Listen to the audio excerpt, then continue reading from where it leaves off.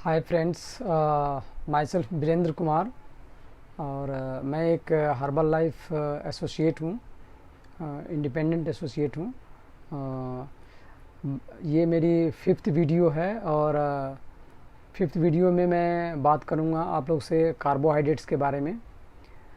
उससे पहले मैं अपना एक कुछ रिज़ल्ट शेयर करना चाहूँगा। आज से लगभग 2 साल पहले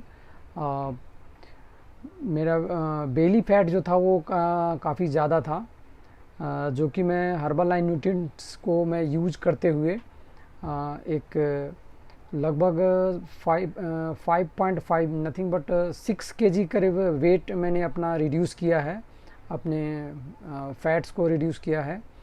और इसके साथ साथ फैट रिड्यूस के साथ साथ हमें कुछ और भी चैलेंजेस थे, जैसे हमारे नेक के ऊपर बहुत सारे दाने आते थे, पिंपल्स वगैरह होते थे जो बहुत सारे नंबर्स में होते थे।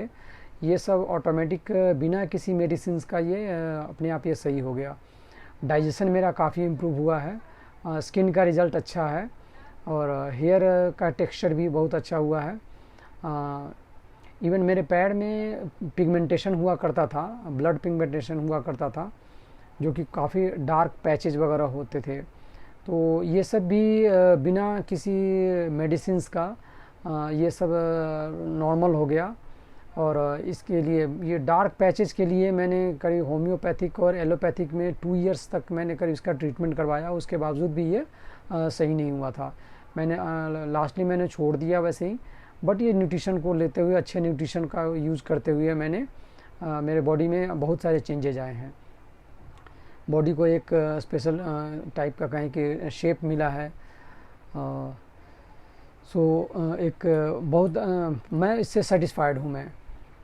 ओके, सो मैं अब बात करूँगा न्यूट्रिशन के बारे में। हमें पता होना चाहिए कि जो भी हम डाइट लेते हैं उस डाइट में हमें 40% कार्बोहाइड्रेट्स, 30% प्रोटीन एंड 30% फैट्स का यूज़ करना चाहिए, जो भी लंच डिनर वगैरह हम लोग करते हैं उसमें।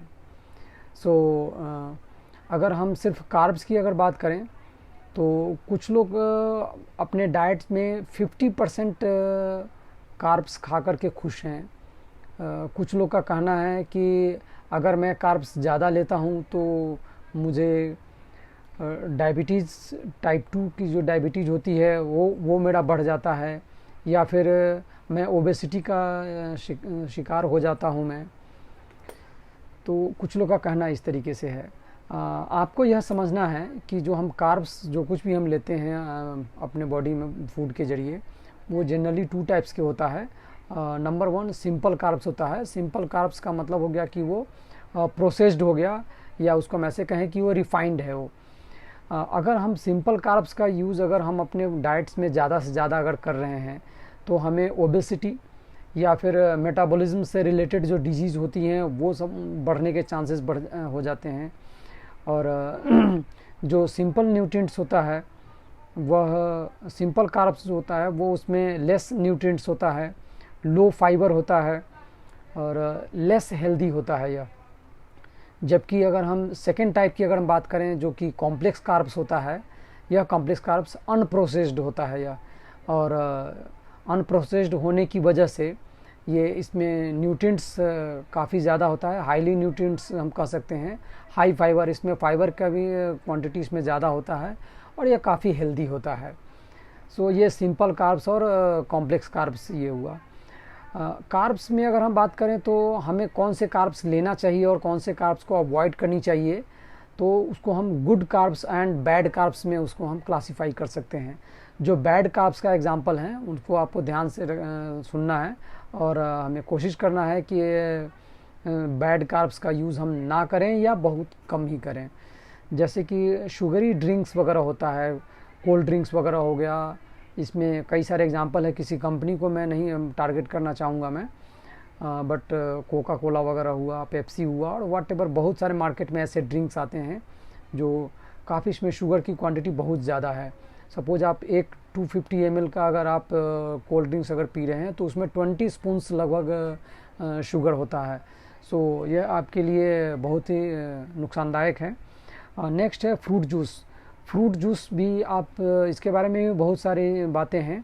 आपको फ्रूट जूस बैड कार्ब्स में ये काउंट किया गया है, इसको आप ध्यान में रखेंगे। कभी हो सके नेक्स्ट सेशन में मैं कभी इसके बारे में, फ्रूट जूस के बारे में डिस्कस करूँगा। वाइट ब्रेड है जो मैदे वगैरह से बनाए जाते हैं, तो इसका भी हमें ध्यान रखना है कि इनका भी प्रयोग कम से कम हो। पेस्ट्रीज हुआ, कुकीज़ हुआ, केक्स वगैरह हुआ, आइसक्रीम है, कैंडीज है, चॉकलेट्स है, फ्रेंच फ्राइज हुआ, पोटैटो चिप्स हुआ, ये सब सारे हमारे बैड कार्ब्स के अंदर आता है। वहीं अगर हम गुड कार्ब्स की अगर हम बात करें तो गुड कार्ब्स में वेजिटेबल्स हो गया, होल फ्रूट्स हो गया, लेगुम्स हो गया। ये लेगुम्स मतलब फल ही होता है, इसके अंदर किडनी बीन्स, पीज वगैरह ये सब आते हैं।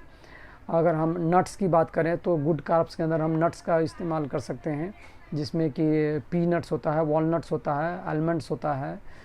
और अगर हम बात करें सीड्स में तो चिया सीड्स हो गया, उसके बाद पम्पकिन सीड्स हो गया। इस तरह से हम ये गुड कार्ब्स में सीड्स का हम यूज़ कर सकते हैं। नेक्स्ट है होल ग्रेन्स। होल ग्रेन्स में ओट्स हो गया, ब्राउन राइस हो गया, या स्प्राउट्स वगैरह आप लोग फॉर्म करके खा सकते हैं मॉर्निंग में।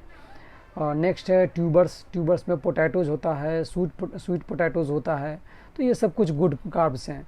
सो हमें यहाँ इस बात का पूरा ध्यान होना चाहिए कि जब भी हम कार्ब्स का इंटेक अगर ले रहे हैं तो गुड कार्ब्स लें और बैड कार्ब्स को अवॉइड करें।